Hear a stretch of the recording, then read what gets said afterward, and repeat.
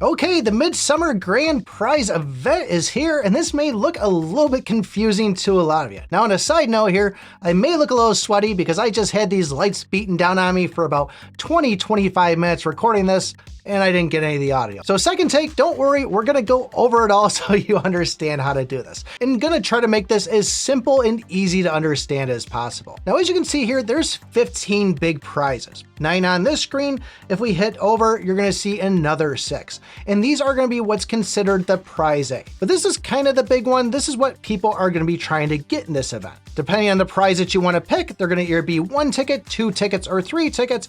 So when we go and click on the Muramasa here, you can see that 3 tickets is going to get you 1 pull on this. And if you look up top, there's 156 out of 100 in remaining prizes. So doing a single 3 pull on that will take that down to 155.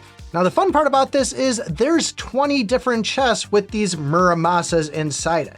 And what you want to pay attention to is those remaining rewards. If somebody gets lucky on this and hits that Muramasa, this chest is still active. All those other prizes that are inside it can still be redeemed. And you may be asking yourself, well, if the Muramasa is gone, why would I still want to pull on that? Well, the reason is the person to go and do the last final draw on this is going to get that grand prize down there, which is going to be these coconut medals. And what do we do with these coconut medals? I'm glad you asked that question. If we go back over to our home screen here, or where we have the 15 different prizes, we have points exchange. And this is where you can go and cash those in for a ton of other prizes. There is a good amount of keys in here, good amount of books, and also elite packs, which is a nice thing to see. So as far as going and getting some of these tickets here, you can see there is a little meter down the bottom. Getting enough pulls on that will go and generate, or at least allow you to cash in on those. We also do have tasks that we can do, like our everyday things we normally see in these.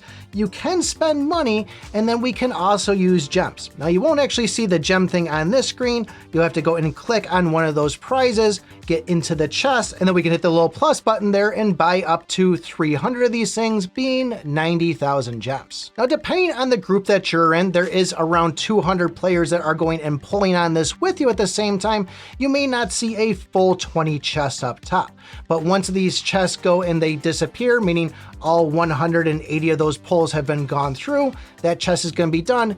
Every 3 hours, they're going to add more chests. So this is where things get kind of interesting, because where you might want to go and say that Muramasa is there, I want to get it before somebody else gets it and starts pulling all of these tickets on it, you may not get lucky. You may not hit it. Yes, there are some people that did get lucky. They did hit them already, but you might want to sit back on this, wait for that remaining rewards to go and get down lower. And then we have that collect all button down there. You can just kind of do a 1 quick punch on it there, redeem all the prizes that are left over. So maybe wait till it gets down to like 30 or 40, hit that thing. You're going to get all those and also get that grand prize of those coconut medals. But given that there's 15 of these big prizes and 20 chests in each one, that means 300 of these things that you're gonna have to kind of skim through, find one that still has a low remaining count, and try to get at that right moment of going and collecting all the prizes. Oh, and that refresh there, you can hit that. That's just going to refresh the actual remaining count on it, just in case somebody else is pulling on these at the same time you are.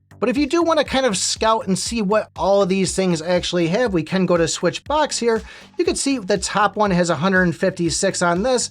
You could go over to the next one, hit the switch box, and kind of just see which one has the least on it. So that was 180.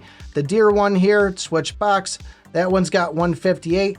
And you could kind of try to just go through them all and just see, is there anything that's like down in single digits or double digits? Just keep in mind that the ones that are 3 tickets, there is 180 for the remaining rewards on it.